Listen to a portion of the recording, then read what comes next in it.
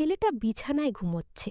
এই মুহূর্তে কলাটা দেখে আমার খুব কলা খেতে ইচ্ছে করছে, কিন্তু ভাবছি এত বড় কলা কি আমি খেতে পারবো? আর ওর কাছে জিজ্ঞেস না করে তো আমি এই কলা খেতে পারি না। আমার নাম আমেনা খাতুন। রাজশাহীর চারঘাট উপজেলার দক্ষিণপাড়া গ্রামেই আমার শ্বশুরবাড়ি। বহু বছর আগে স্বামী চলে গেছেন। এই বাড়িটা এখন আমার একার, তবুও একা নই পুরোপুরি। আমার ভাইয়ের ছেলে মোশারফ এখন আমার কাছেই থাকে। ওর বাবা ঢাকায় চাকরি করে। পড়াশোনার সুবিধার জন্য ছেলেকে আমার কাছে রেখে গেছে। আমি নিজের সন্তানের মতোই ওকে দেখি, খাওয়াই, পড়তে বসাই, যত্ন নেই। বাইরের মানুষ ভাবে আমি শুধু দায়িত্বশীল একজন ফুফু, কিন্তু আমার ভেতরের জগৎটা এত সহজ নয়। প্রতিদিনের কাজের ফাঁকে ফাঁকে হঠাৎ মনে হয় অদ্ভুত এক টান আমাকে ঘিরে ধরছে। কাউকে বলি না, তবু অনুভব করি। মনে হয় ভেতরে কোথাও কিছু বদলে যাচ্ছে। ভোরে আজান হলে আমি উঠি, রান্নাঘরে যাই, ভাত বসাই। কখনো দরজার ফাঁক দিয়ে দেখি মোশারফ আধো ঘুমিয়ে আমার দিকে তাকিয়ে আছে। চোখে এক অচেনা ভাব।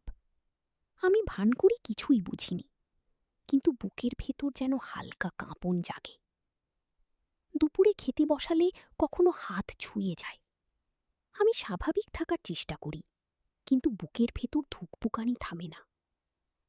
বিকেলে উঠোনে বসে শাক কাটতে কাটতে দেখি ও বই হাতে বসে আছে। মাঝে মাঝে তাকিয়ে থাকে আমার দিকে। আমি চোখ সরিয়ে নিই, তবু মনে হয় অদৃশ্য কিছু যেন আমাদের মাঝখানে ভাসছে। রাতে চারপাশ নিস্তব্ধ হয়ে যায়। ঝিঝি পোকার শব্দ, হাওয়ায় পাতার দোলা, সব কিছু মিলিয়ে এক অদ্ভুত পরিবেশ। আমি বিছানায় শুয়ে থাকি, কিন্তু ঘুম আসে না। পাশের ঘর থেকে শ্বাসের শব্দ ভেসে আসে। সেই শব্দে মনে হয় বুকের ভিতর ঢেউ উঠছে। নিজেকে প্রশ্ন করি, এ কি হচ্ছে?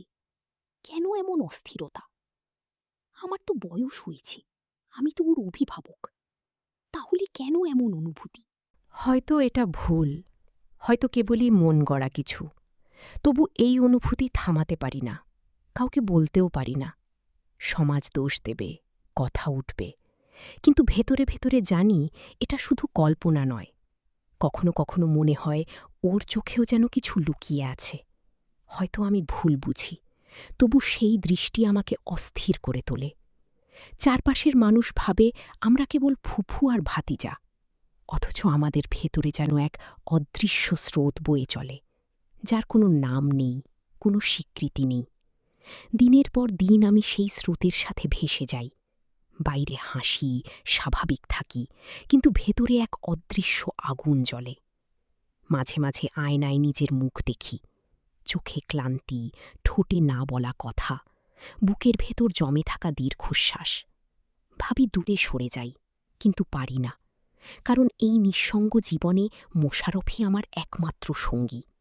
ওকে ছাড়া দিনগুলো ফাঁকা লাগে।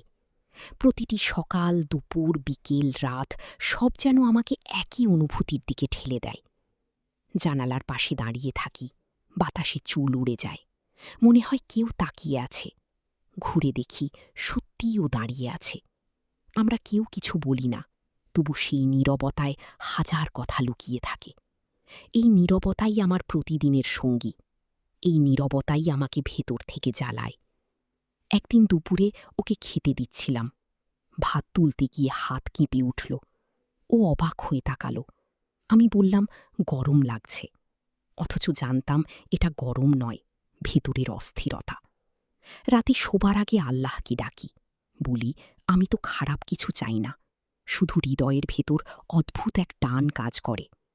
আমি বুঝি এই পথ ঠিক নয়, তবু নিজেকে থামাতে পারি না। মোশারফও চুপচাপ থাকে, কিন্তু ওর চোখে মাঝে মাঝে একই প্রশ্ন দেখি। মনে হয় হয়তো ও নিজের ভেতরে কোনো লড়াই লড়ছে। গ্রামের জীবন স্বাভাবিক। বাজার বসে, মানুষ কাজ করে, মাঠে ধান কাটে, কিন্তু আমাদের ঘরের ভেতরে অন্যরকম এক আবহ। একদিন উঠোনে কাপড় শুকাচ্ছিলাম, হাওয়ায় আঁচল উড়ে যাচ্ছিল। ঠিক করতে গিয়ে দেখি ও দাঁড়িয়ে আছে চুপচাপ তাকিয়ে। আমি কিছু বললাম না, কিন্তু ভেতরে কেমন যেন শিহরণ জাগল। মনে হলো আমাদের নীরবতাই সবচেয়ে জোরালো ভাষা। রাতে শুয়ে ভাবি, যদি এই অনুভূতি প্রকাশ করি, সমাজ কি বলবে, পরিবার কি মুখ ফিরিয়ে নেবে? তবু হৃদয়কে বোঝানো যায় না। আমি চুপ করে থাকি, কিন্তু টের পাই ভিতরের আগুন আরও বাড়ছে। নিজেকে দেখি, বয়সের ছাপ পড়েছে, তবু ভেতরে এখনো অদ্ভুত এক কম্পন কাজ করে। আমি লুকোতে চাই, আবার চাই না। আমি জানি না এই গল্প কোথায় গিয়ে শেষ হবে, শুধু জানি আমি আর আগের মতো নেই। প্রতিদিন নিজেকে সামলাই, কাজে ডুবে থাকি, রান্না করি, ঘর গোছাই, কিন্তু কোনো না কোনো মুহূর্তে সব ফিরে আসে। একদিন বিকেলে সবজি কাটতে গিয়ে হাত কেটে গেল, রক্ত বের হলো। মোশারফ দৌড়ে এসে আমার হাত ধরল, বলল, সাবধানে থাকতে হবে। সেই মুহূর্তে বুকের ভিতর কেমন যেন দোলা লাগলো। আমি বললাম, কিছু হয়নি, কিন্তু জানতাম কিছু একটা বদলে গেছে। রাতে সেই মুহূর্তই বারবার মনে পড়ল। জানালার বাইরে চাঁদের আলো ঢুকছিল, মনে হচ্ছিল সেই আলো যেন আমাদের গোপন অনুভূতি জানে। আমি চাদর টেনে নিই, তবুও আলো আটকানো যায় না। ঠিক সেরকম অনুভূতিও থামে না। আমি ভাবি, এভাবে আর কতদিন? ভয় পাই কেউ বুঝে ফেলবে। গ্রামে মানুষ সামান্য বিষয়েও কথা বানায়, অথচ এত বড় কিছু জানলে কি হবে? তবু মনে হয় যদি এটা ভুল হয়, তবে কেন হৃদয় এত জোরে টানে? অনেকবার দূরে থাকার চেষ্টা করেছি, চোখ এড়িয়ে চলেছি, কিন্তু যত দূরে যাই টান তত বাড়ে। মনে হয় আমি এক অদ্ভুত ফাঁদে আটকে গেছি। তবু সেই ফাঁদ থেকে বের হতে ইচ্ছে করে না। আমি কিছু বলি না, ও না, কিন্তু চোখের ভাষা প্রতিদিন আরও ভারী হয়ে ওঠে। সন্ধে আমরা একসাথে বসে চা খাই, সাধারণ কথা বলি, তবু সেই কথার আড়ালে অন্য কিছু নীরবে জেগে থাকে। আমি প্রার্থনা করি সঠিক পথ দেখানোর জন্য। নিজের মনকে প্রশ্ন করি, এটা কি? আমি জানি এই অনুভূতি লুকিয়ে রাখতে হবে, তাই নিজেকে ব্যস্ত রাখি, কাজের ভান করি, দূরে থাকি। কিন্তু স্মৃতি, দৃষ্টি, নীরবতা সব মিলিয়ে আবার আমাকে টেনে আনে। রাতে কখনো মনে হয় সব খুলে বলি, আবার আবার মনে হয় তাতে ঝড় উঠবে, তাই নীরবতাকেই বেছে নিই। আয়নায় নিজের মুখ দেখি, ক্লান্ত, তবু ভিতরে তীব্র কিছু লুকানো। প্রতিদিন সকালে নতুন করে শুরু করি, ভাবি আজ সব ভুলে যাব, কিন্তু বিকেল নামতেই সব আবার ফিরে আসে।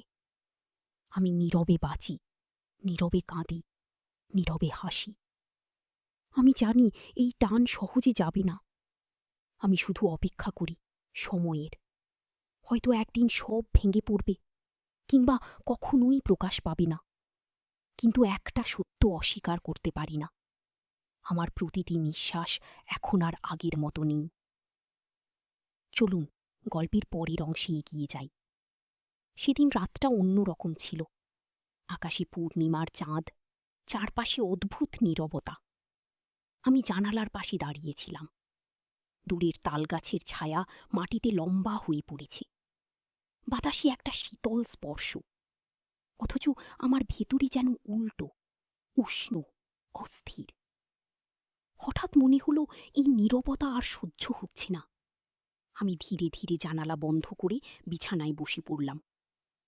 নিজের বুকের উপর হাত রেখে বুঝতে চাইলাম, কেন এত অস্থিরতা, কেন এই টান আমাকে ছেড়ে যাচ্ছে না। সেই রাতেই আমি একটা সিদ্ধান্ত নিলাম।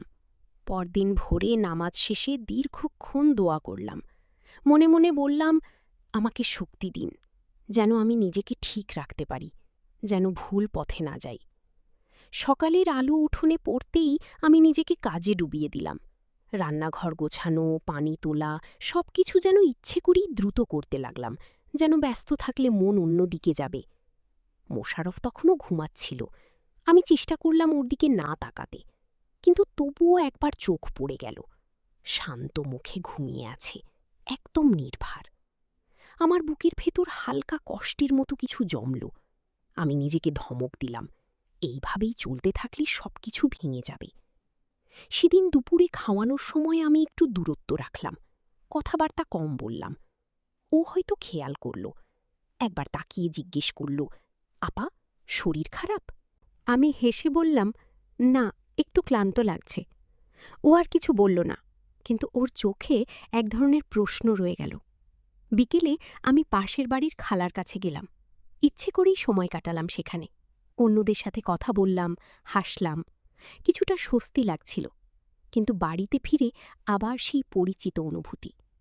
উঠোনে ঢুকতেই দেখি মোশাররফ বসে পড়েছে। বই খুলে রেখেছে, কিন্তু মন যেন অন্য কোথাও। আমাকে দেখেই একটু সোজা হয়ে বসল। আমি চোখ নামিয়ে ভেতরে চলে গেলাম। সেদিন রাতে আমি আগের মতো জানালার পাশে দাঁড়ালাম না। ইচ্ছে করেই আলো নিভিয়ে শুয়ে পড়লাম। কিন্তু ঘুম এলো না। মনে হচ্ছিল যেন আমি নিজের সাথে যুদ্ধ করছি। পরের কয়েকদিন আমি নিজেকে আরও কঠোরভাবে নিয়ন্ত্রণ করতে শুরু করলাম। ওর সাথে একা সময় কমিয়ে দিলাম। প্রয়োজন ছাড়া কথা বলতাম না। সবকিছুতেই একটা সীমারেখা টেনে দিলাম। প্রথম প্রথম কষ্ট হচ্ছিল। মনে হচ্ছিল বুকের ভিতর কিছু চেপে রাখা আছে। কিন্তু ধীরে ধীরে বুঝতে পারলাম এই কষ্টটাই হয়তো আমাকে রক্ষা করছে। একদিন সন্ধেয় হালকা বৃষ্টির পর বাতাস খুব সুন্দর হয়ে উঠেছিল। আমি উঠোনে দাঁড়িয়েছিলাম। মাটির গন্ধে মনটা একটু শান্ত লাগছিল। মোশাররফ এসে পাশে দাঁড়াল। কিছুক্ষণ কেউ কিছু বললাম না। তারপরও ধীরে বলল, আপা, আপনি আজকাল অনেক চুপচাপ হয়ে গেছেন। আমি একটু থেমে বললাম, সবসময় সব কথা বলা যায় না মোশাররফ। ও আমার দিকে তাকালো। সেই দৃষ্টিতে কোনো অভিযোগ ছিল না, বরং এক ধরনের বোঝাপড়া। আমি যোগ করলাম, কিছু কিছু দূরত্ব রাখা দরকার আমাদের ভালো থাকার জন্য। ও কিছুক্ষণ চুপ করে থাকল, তারপর আস্তে মাথা নাড়ল। সেই মুহূর্তে মনে হলো আমাদের মধ্যে না বলা একটা চুক্তি হয়ে গেল। তারপর থেকে আমরা দুজনেই নিজ নিজ জায়গায় থাকলাম। আগের মতোই দিন চলতে লাগল, কিন্তু ভেতরে ভেতরে একটা পরিবর্তন এসে গেল। নীরবতা এখনও আছে, কিন্তু সেই নীরবতার ভিতর আর আগের মতো অস্থিরতা নেই, বরং এক ধরনের সংযম, এক ধরনের বোঝাপড়া।